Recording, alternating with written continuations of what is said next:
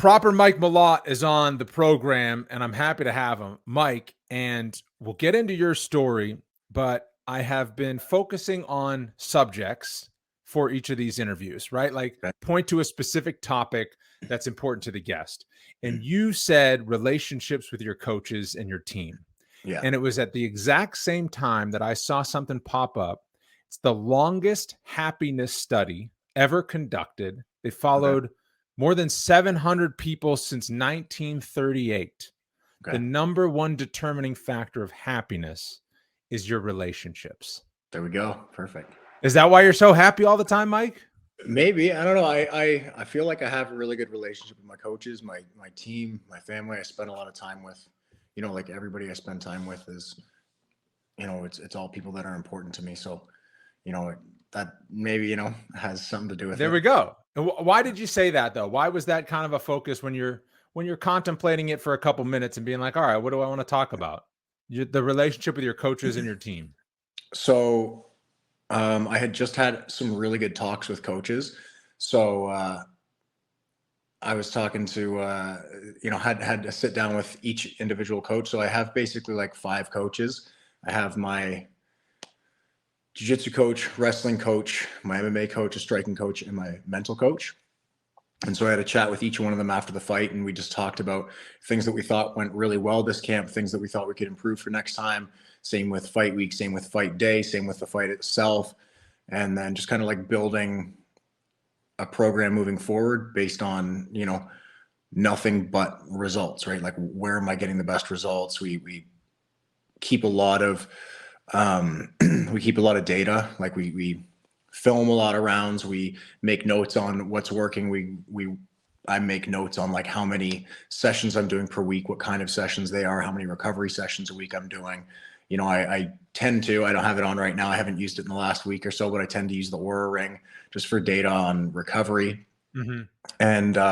And we keep like a good group together, mostly through messaging, sometimes in person, but most of it's through messaging. We just kind of collaborate, like, what do we think is working, what needs improvement. I had just, a week before you hit me up, we had great chats with each individual coach and said, like, picked a few things that we need to focus on, or a few things that went really well and we should continue to do.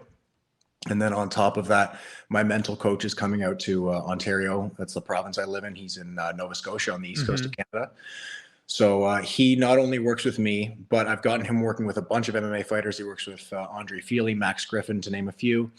And he works with almost all of my coaches in some capacity as well with me. And then also as like kind of a mental coach for some of them as well. Like, he works with Danny Castillo. He works with Andre Grambois, my jiu-jitsu coach, and then works with Chris Prickett, knows him well through obviously me, but then through his girlfriend and fighter, Jasmine Jasdavicius, works with my mental coach, Danny Patterson. Yeah. As well.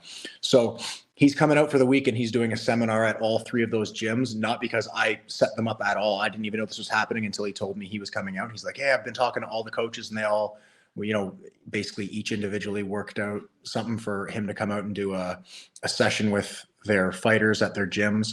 I think all 3 of them kind of individually asked him throughout fight week, like, I love what you're doing with Mike and Jazz. Like, I think it started with Andre because they've been working together, or actually I don't even know who it started with, but each one individually was like, I'd love to get you to my gym and get you to do a seminar. And then it kind of worked out to where there was one weekend that worked out for everybody. And then he's like, hey, I'm going to come out next week. Is there a chance I can stay with you? I'm like, yeah, for sure. He's like, yeah, I'm going to do a seminar at each one of these, each one of your gyms. And so it's just like a really good, individually, I have a great relationship with all my coaches. Like, all 5 of those guys are people I'm really close with. I trust them to my core, both inside the cage and outside the cage. Like, when I ask them for fighting advice or training advice or feedback, I respect what they say and I trust what they say. And then outside of that as well, like, they're the first 5 guys I'd bring to war with me if I had to go to war. Like, I absolutely love those guys, and to have them collaborate the way that they do, especially it means a lot to me, especially because they're not all necessarily on the same team. Like my Right. main team in Ontario is Niagara Top Team. So that's Chris Prickett's team, training with Jasmine Jasdavicius there. And then Bellator standout Aaron Jeffrey is there. There's a ton of other high-level fighters that are working their way up. Anthony Romero just had some success in PFL. He just won his PFL debut. So we're building a solid team in Niagara. But the rest of the coaches work a little bit with Niagara. Like Andre, my jiu-jitsu coach, coaches there once a week, and some of the fighters go to his gym. Same with Cruel Lin, my kickboxing coach, who's also one of the cutmen for the UFC. He coaches some of the fighters that go to Niagara Top Team as well. And then obviously Danny Castillo at Team Alpha Male is kind of like a big branch off, right? The first time everyone got together was Jacksonville, Florida. And like, it couldn't have gone any better. I've done with the UFC, that was my 20th or my 19th fight week. So obviously my first fight week, but I've cornered so many times in the UFC that I've done this so many times, right? Yeah. It was hands down by far the most enjoyable fight week I've ever had, which is crazy because it was my fight week. Like, it's typically stressful. Yeah. It was the smoothest fight week on how coaches collaborated. It was just like the most laid back, fun time. Like, we had multiple like 3-hour lunches where we were just like hanging out at some restaurant. I'm obviously not eating much. I'm having like a kombucha, and they're eating, and we're just like telling stories, dying, laughing. Like, it just. Why do you think that is, Mike? Why do you think in all those appearances, when it was your debut, then it all came together as just as one would want? I don't know, man. I think, obviously I cared about all of my athletes that I worked with as a coach in the UFC, and I think all the other coaches did as well, but I can't really speak to their weeks personally in that way. But for mine, I think a lot of it was just like, they're people that I truly trust. I have great communication and open communication with all of them. I've been a coach at a high level, right? Like, I've coached at the UFC about 20 times, low 20s. And then hundreds of times outside the UFC, whether it be like high level organizations or like amateurs. So I like to think I know what I need, and my coaches always take my opinion into consideration, right? Like, if they say like, no, this is what we're doing, all right, that's the end of it. But they always take my opinion into consideration. Like, makes me feel valued, makes me feel like we're all moving in the right direction. I'm not just like. It sounds like there's a different level of respect. Yeah. Then you'll see. And that's not to say these other coaches that corner a lot of people don't have respect, but with you, it just seems like, I think it's why you get emotional every time you're in there, and then you win. And then afterwards, it's like, it's a much bigger thing than just you. Yeah. That has a lot to do with it. I think you nailed it there. Like, one, I put so much of myself into this. So emotionally, like, there's a lot of me in what I do. So it means a lot to me. And that's why you see me cry every time I get on TV. Yeah. But actually, Cruel Lin and I, my striking coach, and I were just talking about this yesterday at lunch after practice. And he was saying, like, he only works with a few fighters, and he only wants to work with a few. He's like, I don't think I could work with, he's like, I don't want to work with 10 fighters. He's like, I want a few. He's like, one thing that is important to me is to know my fighter very well, to know who they are, to know what their tendencies are, to know their habits, to know their values in life. That's one of the things that my mental coach has us really work on, is core values, which is very difficult work. You have to really sit down and think about, like, who are you as a person? What do you want? Not like, oh, well, I want to be a champion. He's like, no. Not what are your goals? Like, who are you? What do you want out of life? It's like, it's tough work, man. It took me months to finish that assignment that he gave me. What did you come up with? What is Mike Malott's core values? My core values, which, other people might have similar core values, but the way I've defined them are completely different. I would say the most valuable one to me is gratitude. That has, as corny as it is, and you hear it with like self-help books and,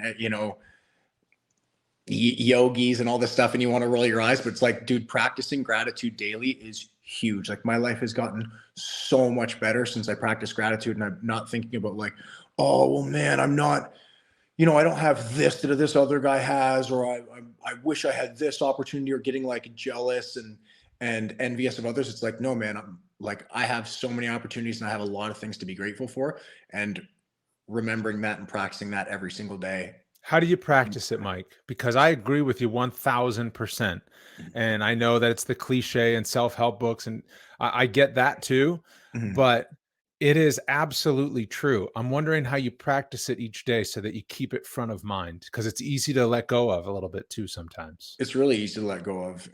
One of the main things that I do, we have a lot of different exercises that I do with Danny Patterson, my mental coach. But one of the simplest ones that I do is just like catch myself being negative and being bummed and like being in a bad mood and just like being down and like just not being happy. Yep. Like, look, man, go through what you're grateful for. Like, you have so many reasons to be happy. And like, sometimes every once in a while at the end of that exercise, you're still like, nah, I'm pissed off today. Like, yeah. Today's not the day. And you're allowed to do that. Right. Yeah. Allow yourself to do that. It's not all rainbows and sunshine, right? Like, sometimes you're upset, sometimes you're having a bad day, and sometimes rightfully so. And then sometimes it's like, sometimes you need to have that, like, I'm going to take 15, anywhere from 15 minutes to like a full day to be upset about something that like bothered me. And then I'm going to feel all those feelings, and then I'm going to be done with it. Like, don't hang on to it for an extended period of time, because it's going to eat away at you. I try to every morning start off with gratitude. I just go through a few things in like my inner circle, my family, my immediate relationships, my coaches, people that I see every day, and then like something bigger, like the opportunities that I have. Like, an example would be like my family. I'm really lucky to have a great family that's there for one another. We were having trouble getting the interview started today because I kept getting a phone call from my sister. She's like, dude, I'm locked out in the backyard. Like, somebody locked the door while I was outside. Like, it's the first nice day. You're like, I'm on his podcast. Dude, deal with the backyard. Dude, and I'm trying to stay here and be like, oh yeah, I'm grateful for my family. And part of me was like, Catherine, stop calling me right now. I'm like, all this. And I'm like, dude, calm down. It's April. Wear a sweater. Dude, well, stay out there. We'll only be 30 minutes. Sweater. It's like 28 degrees Celsius right now. Like, gosh, it's the nicest. God. It's the first. Oh, it's good. Okay, 28 Celsius. You went Celsius on me. I had no idea. Oh yeah. So what's that? It's probably it's 80 degrees. It's like I was gonna say it's like between 70 and 80. Yeah, she's fine. So gratitude every day. Yeah, like that's a huge one for me. And then just like finishing up practice, I kind of do it in like a joking way with my friends, just trying to like make light of things and make fun of my friends and joke around and just talk about like, I say it most days after practice, like joking around. I'm like, I'm 31 years old. I live in my parents' basement. I don't even have a real job. I don't even have a job. Like, I'm unemployed and live in my parents' basement. But at the same time, like, I'm joking and I'm like, but then go through like, dude, I just do martial arts with my friends. Like, I don't have a job. I don't work. And it's true. I don't have a job. Like, some people treat this like a job and I don't at all. Like, I take it extremely seriously. I have goals that I've set out. I plan on accomplishing them, and I put work in every single day to achieve those goals. But at the same time, I'm like, dude, what do I have to be upset about? Like, I just came this morning from 11 till 2 hanging out with my jiu-jitsu coach and my main jiu-jitsu grappling wrestling training partners. Like, we beat each other up. We cranked on each other's necks. We went through some technique. We joked around a lot. We worked super hard. Like, I'm tired right now. Like, it was a hard morning, and I got practice again tonight and then sparring in the morning. So it's going to be a tough week, but like, I love what I get to do. It's so much fun, man. So why not be grateful for it? Like, you can sit here and be like, dude, I'm sore. And like, I had never had any money until a month ago. Like, in my life, like, so much that you can complain about, but it's like, no, man, I have so much to be grateful for. And like, it makes things a lot easier. Makes things a lot happier. Here's something that's super cheesy. This is actually 100% true. I had this thought today, knowing that I was going to talk to you along the lines of gratitude. Cool. And how can I express it more? Because it's one thing to just think about it in your head, but if you don't do anything about it, it won't change as much. And I'm like, I'm getting ready to go to Kansas City tonight for the weekend. Nice. For the show. And I'm like, maybe I'll buy a postcard and send it to my good friend who is a producer who just left. He just left the UFC, but still, I plan to keep in touch with him. Great. I was like, maybe I'll send him a postcard. And maybe at the end of the interview, when I talk to Mike, I'm going to make sure he knows how much a fan I am of him and how grateful like, no joke. I'm just like, I'm grateful that I know you because I'm a big fan of yours, Mike. I just your personality, the way you carry yourself, in addition to the fact that you just, you beast dudes inside the first round, like all the time, exciting fighter to watch. The fact that you do show emotion because it's about your team and your community. It's like, it's good to see. That's what fans want to see. And it won't be the quickest climb to clout because you're not talking a bunch of crap, but I can tell that you're so comfortable with who you are and the life that you're living that it makes me more of a fan of you. Thank you, man. Number one, I'm a fan of yours too, man. Been a fan of yours a long time. Yeah. And one of the things that I wanted to bring, go ahead. I was just going to say, like, as far as the clout climbing goes, I mean, obviously I want to achieve big things, and that comes with achieving big things. That getting clout comes with being a ranked fighter, comes with being a UFC welterweight world champion, comes with having first round stoppages in all my fights. Like, those are things I plan on achieving. But like, the thing that makes me happy and something I remind myself every day, which is true, and I'm blessed to be able to say this because I don't think most people can. If I had $10 million in the bank, my life would change in almost no way. My days would change in almost no way. Like, I would still hang out with the same people I hang out with. And I know that to be true. I know that to my core. I would still go to the gym every day. I'd still have the same goals. I would still obviously have the same family, but I would still spend a ton of time with my family. The only thing that might change is my fiance and I could afford a house in this housing market right now. That's the only thing that would change. And I'm like, as much as we want one, like, I'm not in a huge rush. This will be the last time I ever live with my family, right? But I get to wake up every day and see my family. Like, right before we talked, I was just chatting with my mom for like 20 minutes, and it's like, there will be a time where I don't get to do that on a Wednesday afternoon, So it's like, I appreciate that right now. Like, it's cool to be able to sit here and be at my parents' house after hanging out with my friends. Like, the only thing that would change if I had $10 million would be Jess and I having a house. Everything else would stay the same. And you'd probably buy a house right down the street from where you are right now. Yeah. Probably, right. Yeah, for sure. Yeah. Within 10 minutes of here. So right. It's not. You kind of explained it there with your kind of gratitude practice, and you went over how you're not jealous. You didn't, you're not. Oh, dude, I get jealous. I got to check myself though. Yeah. Because something that I've noticed since you were on Contender Series in 2021 as a 29-year-old at that point, or 30 or something, about to turn 30, not 1 ounce of you had the soundbite in all your feature interviews leading up, in your interview after you won, getting the contract. Not 1 ounce of you seemed to be saying, I should have been here by now. It's about time I'm in the UFC. And that sentiment, I think, can be looked at as healthy too for fighters that want to get to that ultimate top level. You should have some conceit, some ego. You need a dose of that to do what you do. For sure. But it was very refreshing that you were not like, I should have been here 4 fights ago. I got all these first round finishes, and I'm on Team Alpha Male. Like, I train with these guys. I've been cornering in the UFC for a long time. Why is it just now my shot? Instead, you were just grateful that it was your time. Right. That's fair. Okay. Yeah. I have heard that from certain guys, just to like hear, see a teammate get signed and like, why did he get signed? I've got 3 more fights than him, and I've been more active, and, hear people. How do you manage it though? Because like you said, like you have to check it.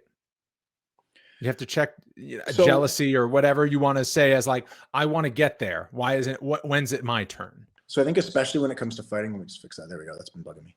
So I think one good example, and I tried to say this in the Joe Rogan interview after my debut, and I got like a quarter of it out and then forgot my train of thought. Yeah. But like, one guy I remember being jealous of was Mickey Gall.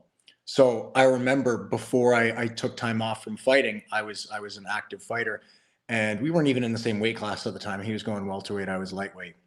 And I'm like, dude, how is this guy getting signed? He's 1-0. I've had these fights. I'm good enough to be there. And part of me was thinking that, and I wasn't in a spot.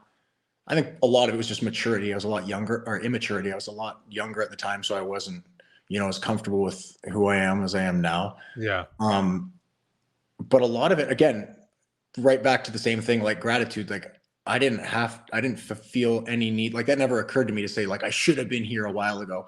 I was just really happy to have made it here. Like this has been a goal of mine my whole life. Like, well, for as long as I can remember anyway, to fight in the UFC. So getting to the point where you've achieved, excuse me, a massive part of the goal, like just getting to the UFC wasn't the end goal, but it was a major, major goal in my life. And like I achieved that night. Like that was huge for me. I think another part of it was one of the reasons I think I hadn't gotten to the UFC as early was I decided to take time off from fighting, right? I just coached and competed in grappling and kind of, that was almost like my MMA university time, you know, my MMA master's degree of like, okay, you know what? I'm just going to coach and be a cornerman and work with these UFC fighters and see what happens and see what, you know, where this goes. If I'm just a coach moving forward from now on, then great, that'll be awesome. But I got that itch to come back, and it was like, it felt like the right time. I wouldn't have wanted to be in the UFC earlier. I think I could have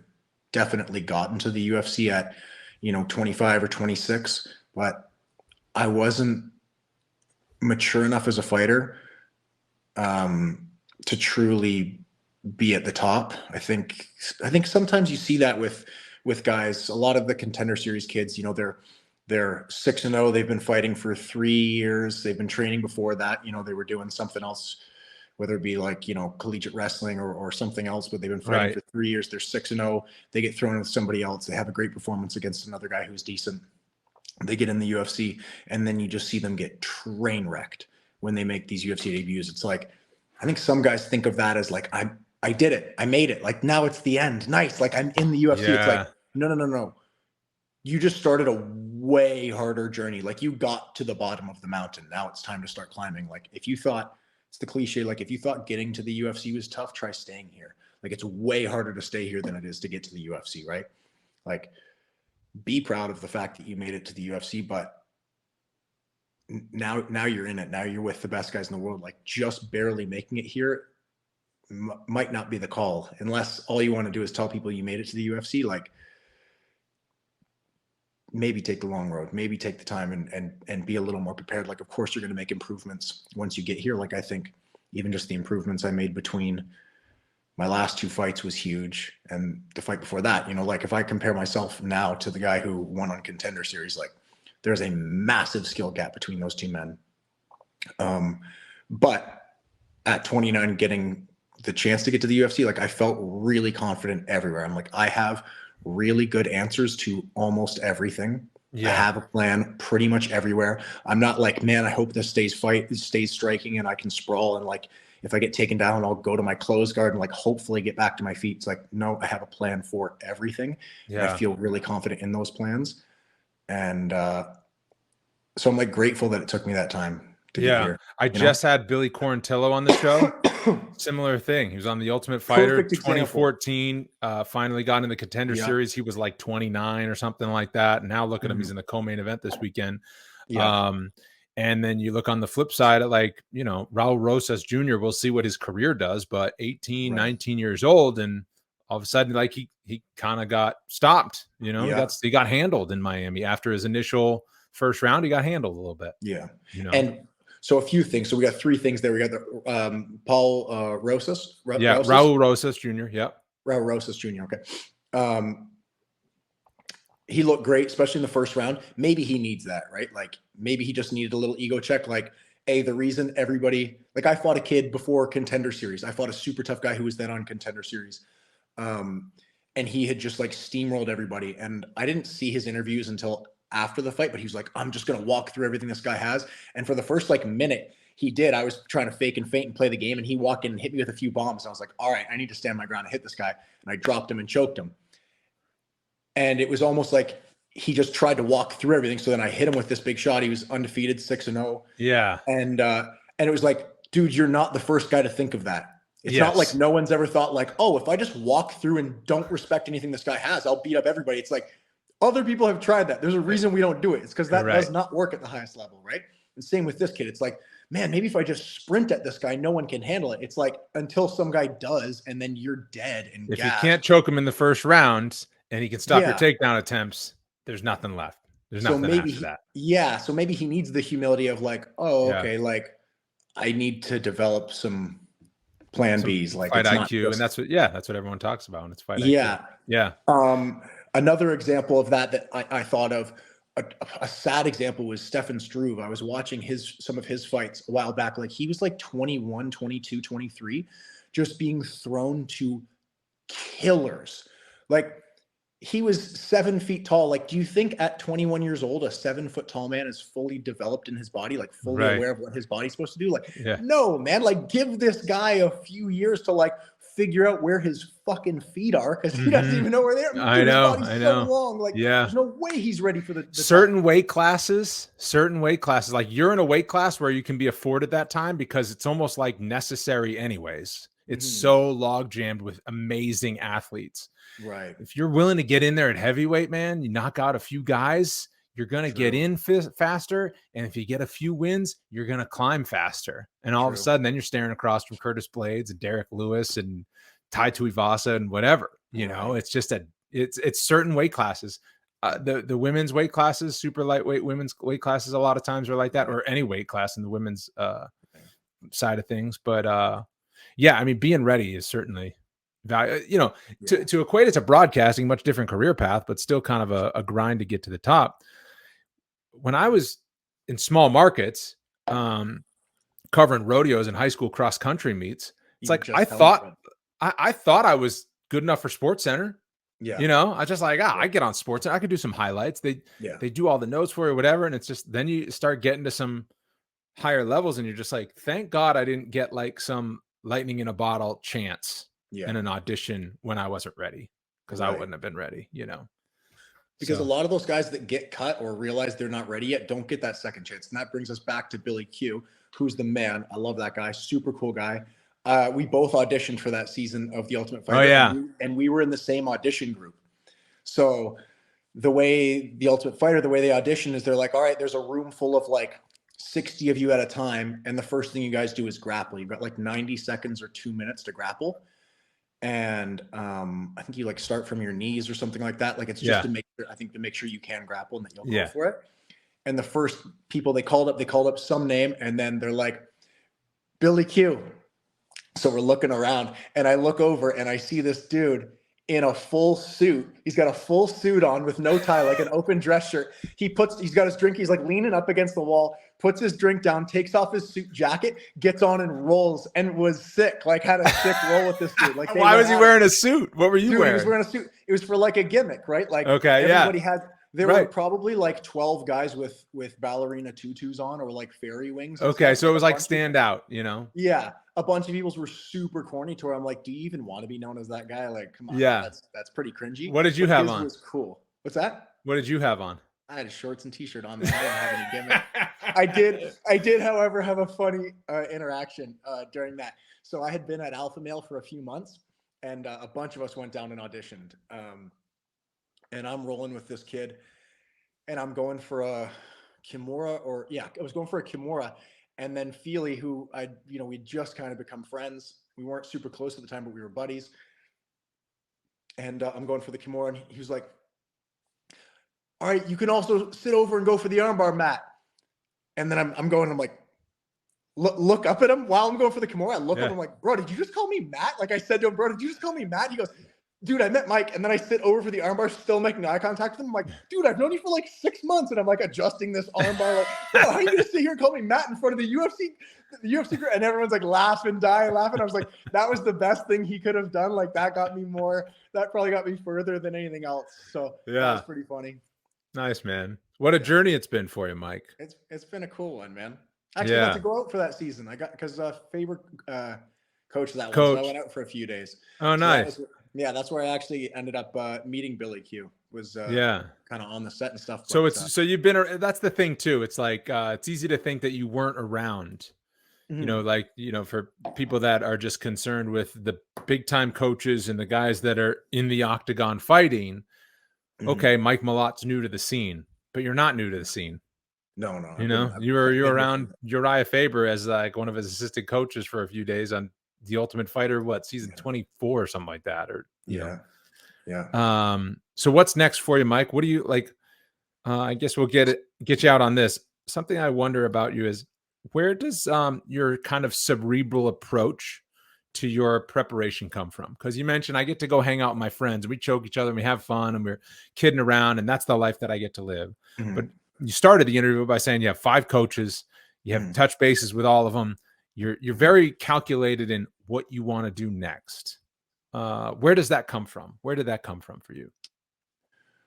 I don't know. I have like both of my parents are super hard workers, so kind of watched them growing up. That just kind of was expected, like to put as much energy into what you're doing, like treat it like a passion as much as you can. I think that's part of it. A lot of it comes from just like wanting an advantage. You know, if I can have an advantage over a guy who's just like tough and brawls and hits hard and is like, I'm here to. I loved hearing Johan. I like Johan. Johan's my boy, but I heard a couple times like, man, we're gonna put on a show. Like it's gonna be a war, this and that. And I'm like, oh, I love hearing that. Like, you're not doing what I'm doing if you think that's what's gonna happen on fight night. Like, I'm prepared for that, but that's not how I see this going down at all. I don't know. I've always kind of enjoyed like puzzles and like figuring things out. And I treat MMA kind of like that. Like, it's like a big problem that needs to be solved. And I enjoy solving it, not just getting in there and like banging in practice and swinging at dudes and bleeding and being like, oh, you cracked me. That was sick. You're like, yeah, I can take or leave that, you know. I've definitely had to do those. Right? You can't just tiptoe your way through the sport. Like, I spent excuse me, I spent plenty of time getting my ass kicked, especially when I was young. Yeah. In like hard-nosed gyms, but trying to like catch up to guys who were better than me, you know, trying to be the best guy in every room that I'm in, you know, start at the bottom and try and work your way up and climb. I'm like, all right, how can I get advantages? Like, I think one big thing that like I didn't realize other people don't necessarily do is, like, I was talking to an old roommate of mine who was an MMA fighter too. And like, as soon as practice was over, MMA was like out of the guy's mind. When we were at home, it's like joking around and doing other stuff and calling people and this and that. And like, when practice is over for me, I'm like, okay, what did I just screw up? Like, how can I improve? Like, something didn't work. Or I'm like, oh man, that thing we've been working on worked really well. Like, let me go over that again. Or someone caught me with something. I'm like, can you show me that? We go over that for like 30 minutes. And then I go home and, you know, get on UFC Fight Pass and I'm looking up fighters who are going to be good at that. Like, a good example would be like, I got heel hooked in a pro jiu-jitsu tournament in 2016. I was like, oh, I'll jump in. I've got pretty good jits. Like, I've been working on my grappling hard. Like, I'll jump in with these guys. And it was like, I was not ready. Those guys were elite level grapplers. And a lot of them were like elite level leg lockers when that was new to the sport. Yeah. So I got caught quickly and was completely outmatched. So for the next 6 months, all I did every day when I wasn't at work or at the gym was like, okay, I'm on UFC Fight Pass. I'm watching Eddie Cummings, Gordon Ryan. It was just as Gordon Ryan was like starting to win EBI. Gary Tonin, who's now, you know, a buddy of mine, like watching all these guys. I'm like, okay, what advantage can I get? Because I didn't even realize I had a hole in my game. Like, this needs to be filled quickly because A, I can't ever let that happen again. And B, there are so many other people who don't realize that this is a hole and I can exploit that. So I think a lot of the cerebral approach is just like, I love this and I want to win. Like, I care about winning a lot. Like, it's not like, oh, I just want to go out there and have fun and see what I can do. I'm like, you know, part of it's about having fun and part of it's about like enjoying the process. But dude, like, I want to win. Like, it's not fun going out there and losing fights. Like, I want to go out there and win and I want to achieve big things. So I'm looking for every advantage I can get strategically, technically. If I can get ahead of guys with a cerebral approach by studying on top of having the hard physical rounds, on top of putting in all the physical training and the mental training, like I'm looking to make sure I have all my bases covered. Nice, Mike. Well said, man. Thank you. Big fan of yours. Big fan of yours too, buddy. To recap, keys to happiness, strong community, practicing gratitude. Is that safe to say? I'd say so. Yeah. Yeah, man. Awesome. When are you going to fight next? I'm hoping June 10th. I'm just waiting for the call. Oh, right. Vancouver. Yeah. So that's the Vancouver card. So let's get Mikey Malott in Canada. Let's get him in the Great White North. Please, man. Yeah, I'm dying. Wasn't Toronto for you like you guys were hoping, but someday again. It's our side of the border, so I'm happy right. to. But I don't care what city it's in Canada. Like fighting at home in Canada has always been a goal of mine. So to fight in Vancouver would be absolutely amazing. All right, pulling for you that happens, grateful. Mike. Yeah, you know what? Be grateful for it before it happens. Yes, sir. Gratitude is the ultimate state of receivership. Yes, sir. That little corny term too. There you Mike, go. thanks for doing this, man. Appreciate it. Appreciate you having me on, man. Thanks for watching Fitz Nation on the UFC Fight Pass YouTube channel. You know, my bosses would love it if you hit that UFC Fight Pass logo and subscribe to the channel. Thanks, and I'll see you next time.